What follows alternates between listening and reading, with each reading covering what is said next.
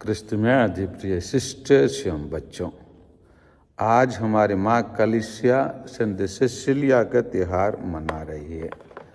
संत Sicilia जैसे कलीसिया की शुरुआत में पहले 4-5 शताब्दी तक जो भी संत बने, जिस प्रकार हम लोग इन दिनों में उनको पहले सर्वेंट ऑफ गॉड वनरेबल कोशिश करते, उसके बाद उनको ब्लेसड धन्य कोशिश करते, उसी के बाद उनके जीवन में हुआ एक महान चमत्कार जो विज्ञान के रूप से उसको वो होना संभावना नहीं है, ऐसे कुछ चमत्कार होने के बाद उसी व्यक्ति को हम लोग संत घोषित करते हैं।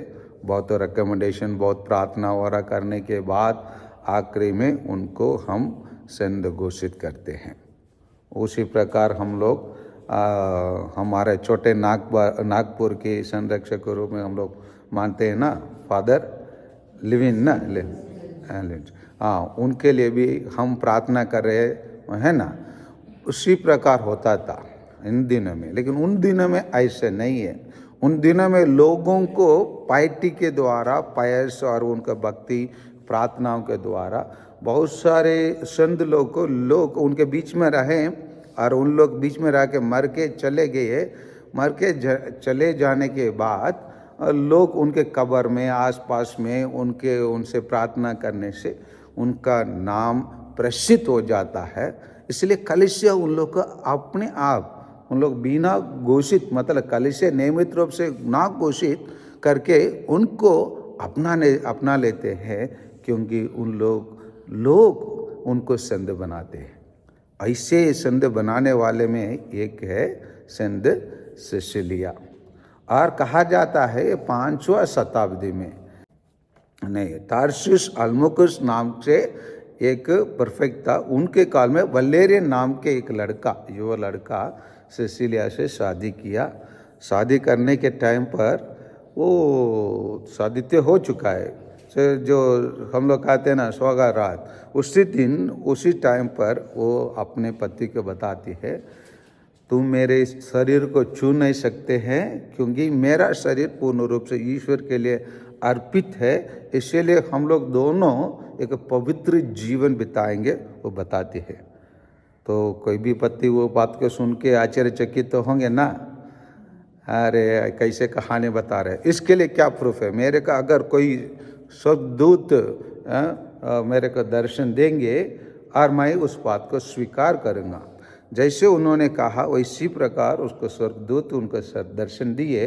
उसी के बाद उन्होंने दोनों है ना पवित्र जीवन जीने के लिए प्रयास किए, और उस टाइम पर वो पति का भाई भी ऐसे ये बात को सुनकर वो भी ईसाई बने, और उन लोग सब अच्छे से ईसाई जीवन बिताने के टाइम पर यही परफेक्ट तार्सियुस अल्मुकुस क्या किया कर दिया कि उनको मार डाला। और लेकिन जब उन लोग जीवित रहे, कहा जाता है रोम के आसपास के लोगों को और इटली में बहुत सारे लोगों को सिसिलिया अपने विश्वास में लोगों को ईश्वर के पास लाने में बहुत माहिर रहे, बहुत आगे रहे, और विशेषकर उनका क्या ईश्वर का वरदान जो गाने का प्रतिभा को पूर्ण रूप से उन्होंने प्रयोग करके, और वो और भी ईश्वर के पास और भी लोगों को ईश्वर के पास लाने में वो सफल हुई। क्योंकि गाना गाते हैं तो कोई भी खड़े होकर थोड़ा सुन लेते हैं ना, अरे सुनना है या वेट राइट, रुको 2 लाइन अच्छे लाइन चल रहा है। जैसे आप लोग के मन में कोई अच्छे गाना गा लेते हैं तो उसको आप लोग क्या ये अपने दिमाग में उसको गूंजते रहते हैं ना, उस गाना को रट करके बोलते जाते हैं ना। उसी प्रकार सेंट सिसिलिया अपने जीवन में ईश्वर की स्तुति और आराधना अपने गाना गाने के प्रतिभा से है ना, वो ईश्वर को स्तुति आराधना करके बहुत सारे लोगों को ईश्वर के पास लाने में सफल रही। और उसी संत को हम लोग याद करते हैं।